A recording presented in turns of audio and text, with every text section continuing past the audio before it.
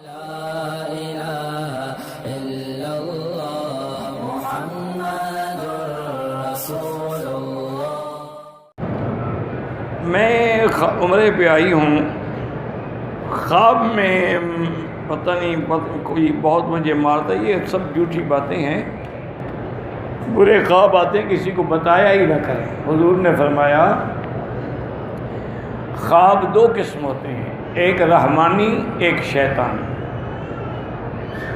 رحمانی خواب کی علامت تو یہ ہے کہ وہ تہجد کے وقت میں آتا ہے اور آدمی پاک صاف بستر پہ سویا ہو اور باوضو لیٹا ہو، اس وقت جو اس کو خواب آتا ہے وہ تقریباً صحیح ہوتا ہے۔ اگر وہ خواب تم نے دیکھا ہے اور صحیح ہے لیکن سمجھ نہیں آ رہا تو حضور نے فرمایا کہ ہر کسی کو نہ بتایا کرو، چونکہ خواب کی ایسی کیفیت ہے کہ اللہ رجل طائر، جیسے پرندے کے پاؤں پہ کوئی دانہ رکھا ہو نا، گندم ہلے گا تو کوئی دانہ گر جائے گا، یہ بھی جب تعبیر کوئی دے دے گا تو اسی طرح واقع ہو جاتا ہے۔ اس لیے ہمیشہ کسی عالم سے، کسی صاحب عقل سے، صاحب فہم سے جا کر اپنا خواب بیان کریں تاکہ وہ تم کو صحیح تعبیر دے، اور جب تک کوئی عالم نہ ملے ہر کسی کو نہ بتایا کریں کہ میں نے یہ خواب دیکھا ہے، چونکہ خواب بڑے عجیب ہوتے ہیں۔ ایک دفعہ ہارون الرشید بادشاہ کی جو بیوی تھی نا، زبیدہ بیوی، بڑی اللہ والی عورت تھی اور بڑی نیک صالح تھی، جس نے یہ مکے والوں کے پانی کا انتظام کیا، اور عین زبیدہ آج تک وہ قائم ہے۔ وہ صبح کی نماز کے بعد رو رہی تھی، چیخ رہی تھی، اور ہارون آئے، انہوں نے کہا کیا بات ہے؟ انہوں نے کہا میں نے ایسا گندا خواب دیکھا ہے کہ مجھے اب آرام ہی نہیں آتا۔ انہوں نے کہا وہ کیا خواب ہے؟ انہوں نے کہا میں نے خواب یہ دیکھا ہے کہ انسان بھی ہیں، گھوڑے بھی ہیں، گدھے بھی ہیں، جانور بھی ہیں، سب مجھ سے جمع کر رہے ہیں۔ تو میری تو چیخیں نکل گئیں۔ ہارون نے فرمایا گھبرانے کی بات نہیں، کوئی حقیقت تو نہیں ہے نا، ایک خواب ہی ہے نا۔ میں ابھی امام ابو یوسف اس وقت وہاں کے قاضی القضات تھے، سب سے بڑے قاضی جو تھے بغداد کے وہ تھے۔ ان کو بلایا اور ان سے بی بی زبیدہ نے اپنا خواب پیش کیا، تو اس نے کہا بی بی تمہیں مبارک ہو، یہ تو بڑا اچھا خواب ہے۔ انہوں نے کہا عجیب بات ہے امام صاحب، کیسے اچھا خواب؟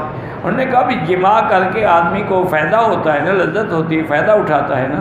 مطلب یہ ہے کہ تم کوئی ایسا کام کرو گی جس کا انسان تو انسان، جانوروں کو بھی فائدہ ہوگا۔ تو اللہ نے ان سے پھر یہ کام لیا، عین زبیدہ اس نے بنائی جس سے ساری دنیا پانی پی۔ پہلے مکے کا اور پانی کوئی نہیں تھا، انسانوں کے لیے بھی اور جانوروں۔ تو خواب بڑے عجیب ہوتے ہیں، اس لیے اس کی ہر بندہ تعبیر نہیں دے سکتا۔ کبھی جو دیکھا جاتا ہے اس کا الٹ ہوتا ہے۔ اب دیکھیں نبی کا خواب تو وحی ہے نا، لیکن حضرت ابراہیم نے دیکھا کہ انی اذبحک، لیکن وہ ذبح نہیں ہوئے۔ تو اس طرح یہ بڑے عجیب، اور اس فن میں حضرت محمد ابن سیرین رحمۃ اللہ علیہ بھی بہت بڑے معبر تھے۔ انہوں نے کتاب تعبیر الرؤیا بھی لکھی ہے، اب بھی ملتی ہے۔ ایک آدمی نے آ کے پوچھا ان سے خواب کہ حضرت میں نے دیکھا ہے کہ میری چارپائی کے نیچے اتنا بڑا لگن ہے اور اس میں انگارے جل رہے ہیں، دہک رہے ہیں، اور پھر میں تمہیں کوئی بہت بڑی دولت ملے گی، جاؤ چلائیے۔ کچھ عرصے کے بعد پھر ایک آدمی آیا، اس نے کہا حضرت میں نے بھی خواب دیکھا ہے کہ میری چارپائی کے نیچے اتنا بڑا لگن ہے اور اس میں انگارے دہک رہے ہیں۔ فرمایا اس کا مطلب ہے تمہارے گھر کو آگ لگ گئی۔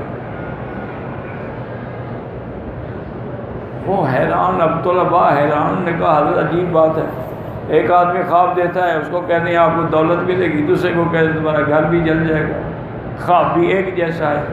انہوں نے فرمایا جس نے پہلا خواب بتایا تھا وہ سردیوں کا زمانہ تھا، تو اس وقت تو آگ نعمت ہوتی ہے نا، ہر کوئی اس کے نفع اٹھانا چاہتا ہے۔ اس نے جب خواب دیکھا تو گرمی کا زمانہ، گرمی میں تو انگارے ہوں تو عذاب ہے، اس لیے میں نے اوقات کے مطابق تعبیر کی، اور وہی ہوا جو انہوں نے کہا تھا۔ تو اس لیے میری بیٹی ایسی باتیں نہ کیا کریں، اور حضور نے جو فرمایا ہے اس پہ عمل کریں۔